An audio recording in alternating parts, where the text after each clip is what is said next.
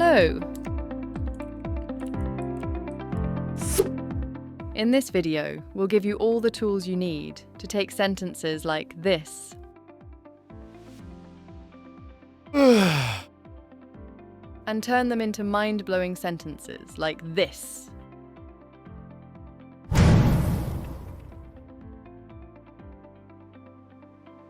Get yourself a pen and some paper, and let's get started.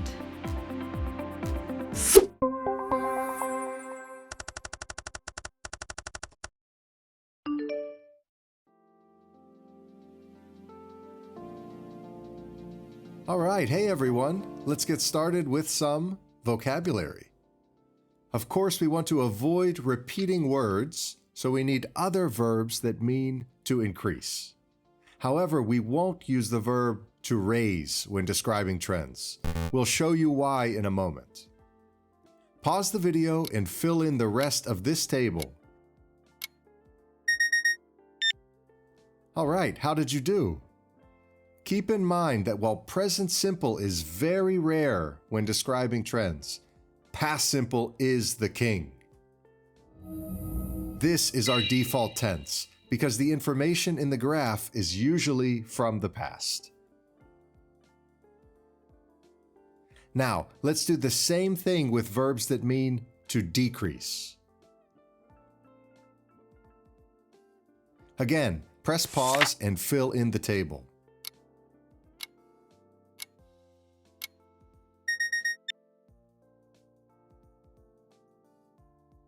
So, why don't we use the verbs raise or reduce?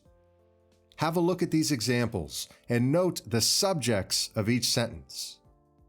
In writing task 1, we want to describe the data, so the data will be our subject, not the person or thing that is making it rise or fall. Later, we're going to make adjective-noun collocations, and we will need to use one of these verb forms. Again, complete the table. Nice work. There's just one more thing we have to do before we get into the truly exciting parts. All right, well, I think it's exciting. You're going to need a variety of verbs and their corresponding adjectives when you describe trends. Here are some of our favorites.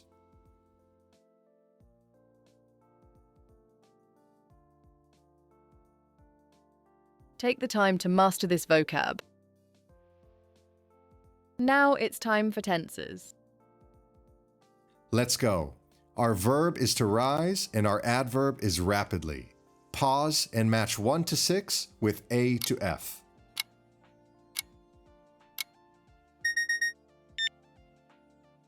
How did you do? Take note of these 3 perfect tenses. We'll discuss them in more detail in a moment. Again, pause the video.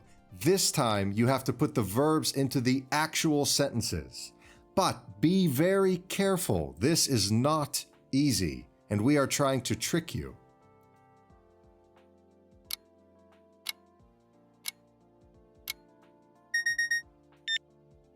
For this, we need to pay close attention to the time markers. In 2050, the trend will rise rapidly. Future simple. By 2000, keyword is by. This is in the past, so we will use past perfect. Since 2000, which means from 2000 up to now, will be present perfect. It has risen rapidly. In 2000 will of course be the king, past simple. By plus a time in the future will always be future perfect. And last but not least, recently, which means from the recent past up to now, will be present perfect. Okay, let's first look at the time markers for our simple tenses. They always will give a specific or specified time. If the time is in the past, we use past simple. If it's a prediction for the future, use future simple. present simple will only be used to describe data that is on average, with no particular year or time period given. For example, the average temperature in Chicago rises in the summer and falls in the winter. This next part is very important. Perfect tenses are considered to be complex in Ielts, and we should definitely include them in our writing if we want band 6 or higher. Let's begin with past perfect. Use the time markers by or before plus a time in the past. When we do this, we are not giving a specific time or a specified time. We are just saying that sometime by or before 2000, the trend had grown considerably. Likewise, present perfect is used when the data began in the past and comes to the present day. Since is our key word here. Finally, future perfect is used after the marker by plus a time in the future. Please keep in mind that past perfect will be the most common option. And we can only use present or future perfect when the data shown comes to the present or goes into the future.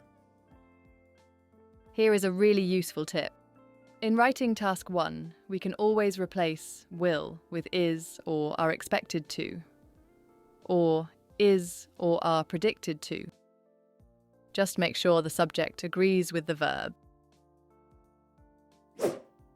It's time to look at the 3 structures we must master. Thanks, Eliza. That's a great tip. So, our first structure is one we're already familiar with: verb, adverb. In 2000, the trend rose rapidly. The next one is adjective noun A, and here we'll use there plus the verb to be. Also notice we need the preposition in before the subject. Our third and final structure, adjective noun be, and for this we'll need one of the verbs we looked at earlier. In 2000, the trend saw or had or showed, past simple, a rapid rise. Notice how the sentence structure is quite similar to number 1, verb adverb. Here is another example. By 2000, both trends had fallen slightly. Number 2, by 2000, there had been a significant fall in the trend. Oh, we have to be very careful. Pay close attention to all the details. There is a lot going on here. And for our final collocation, by 2000, both trends had had a significant fall. I love had. That is a huge grammar flex. Now, it's your turn. Test your skills and write A2, B1, and B3 in the comment section.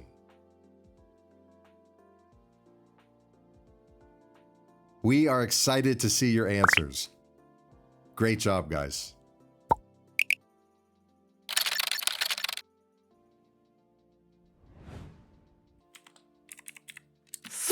Today we did a lot of work. Great job. We look forward to seeing your answers in the comment section. You can find a PDF of all the slides from this lesson in the description below. See you next time.